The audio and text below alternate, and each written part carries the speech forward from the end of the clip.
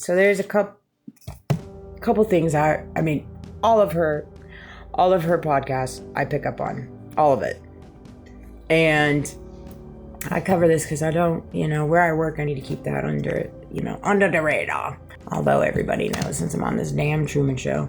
Anyways, subconscious, kind of like you just suddenly, subconscious is storing all this information and it's maybe flagging something for you that's a little weird, but you haven't come to realize it yet. And then all of a sudden, information breaks the surface. Aha, I got it. I didn't even realize that thing that happened a long time ago, a little bit weird. And suddenly you're behaving like Dory the Bluefish from the movie Finding Nemo when she remembers the P. Sherman address from Australia. You guys know that moment. Take a watch.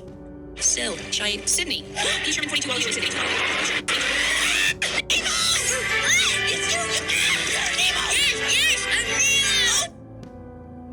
Crime solved. Okay, that is how it works. Never ignore your subconscious. That's why I say pay attention to my dreams. I don't care who has to laugh at me about it. And there was this little something. And that's the thing with me is I pay very, very close watch of my subconscious. Like my subconscious and I are completely connected.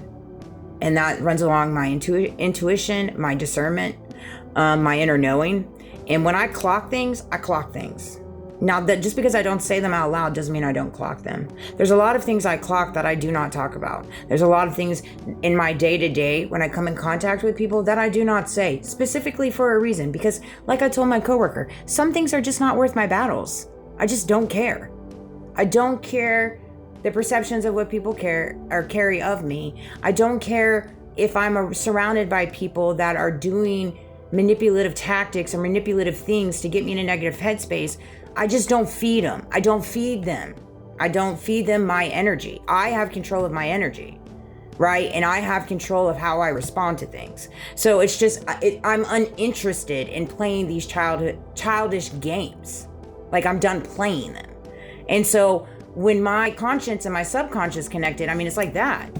And so it's very easy for me to pick up on things, as well as recognizing the fact that, it's unfortunate, but because it's gotten so big, there's so many people involved, and the gravity of it all is landed us where we're at.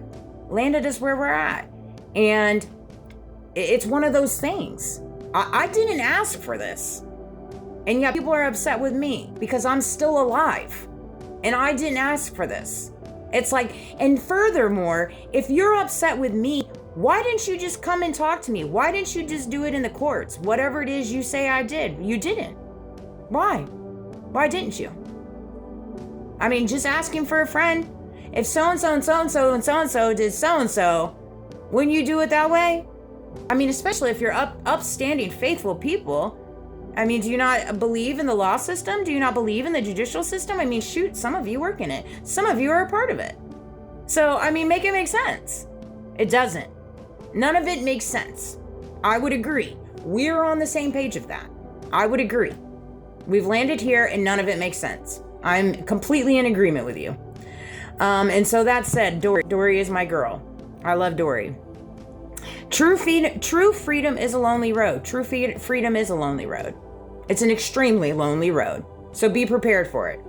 If you truly walk in your freedom and who you are called to be, and you walk in your purpose, and you walk in your calling, and you walk in faith, and you walk in your spirituality, whatever that looks like for you, but you choose to walk as close to God-like as you can, believe me, it is going to be a lonely road.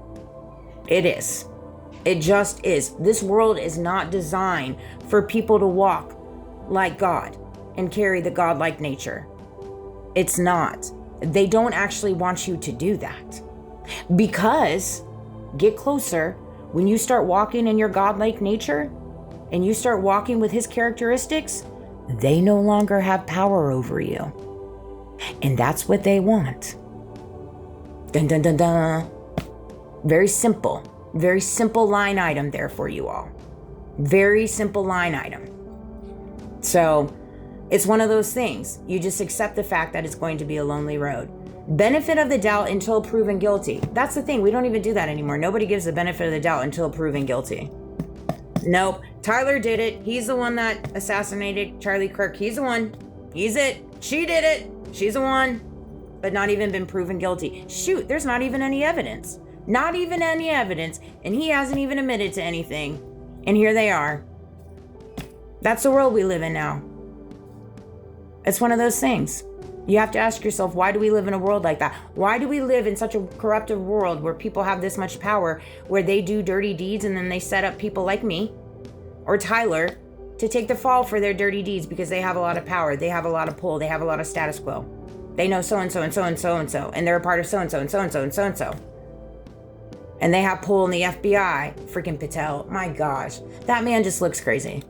Sorry, but he just does. It just kills me sometimes because I'm like, we really do have some very evil people running this world. It's actually very scary. It's a very scary time right now to have a president of the United States know what's happening in his country and choose to throw a Great Gatsby themed Halloween party with pretty much naked women dancing in champagne glasses. I mean, we're literally living through the Hunger Games. If you haven't seen the movie with Katniss Everdeen, watch it. Go watch the series. It's crazy to me. It's like we're all their amusement and they're all just chumming it up.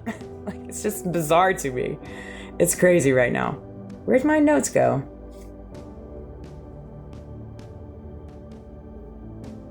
I was like, whew. Sorry you felt that way. No validation in someone's feelings. So I told my coworker this story today, and I really wanted to share it with you guys because I thought it was really quite telling. So I started my son in counseling when he was like 5, 6, 7. We went through Baker Acts, and we went through quite a bit. He was expelled in 3rd grade, and we've went through a lot. I mean, has anybody got in front of an entire school board and had to do a hearing and basically be on the podium and be on trial for their 3rd grader? You haven't? I have. I have. Didn't win it, but I had everybody in tears pretty much on the school board hearing. I did, based off my testimony and what I said. And so that said, I started him in counseling, and I took him, we've been to multiple counselors and practitioners. And don't worry, I got y'all's names and all the illegal things you guys have done. Oh, I do.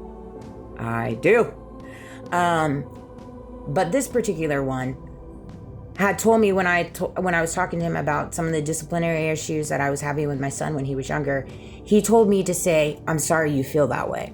All right.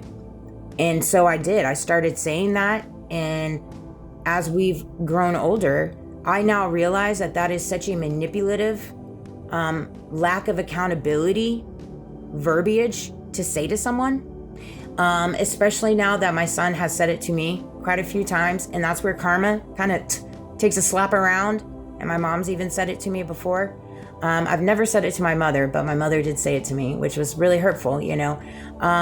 But it just goes to show you that I went into counseling to receive counsel, and this is the type of counseling they gave me, because essentially what you're telling someone is, I'm sorry you feel that way, and I'm not going to validate what you're feeling at all. Like, that's a you problem. It's not a my problem. And that is a narcissistic tendency to take. Essentially, what you should say is, I'm sorry you feel that way. What is it that I'm doing to make you feel that way? Boom. Boom. That's how you handle that. But see, that's not what was told to me. And so that's something that I adopted. And I had to retrain and heal myself through that. And this is going to see counselors. Paid counselors that I paid. So, a little nugget for you. If you find yourself on the fence using that terminology, I would go adventure and say a couple more words. I'm sorry you feel that way. What is it that I'm doing to make you feel that way? Boom. You're validating their feelings. You're not taking accountability, but you're asking them, what is exactly that you're doing to make them feel that way? That would be how you handle that. You know, and so we have to get to a place where we can adopt these things, and we're not being told how to do these things and this and that. That's really hurting our loved ones. You know, it's hurting them. And that hurt my son.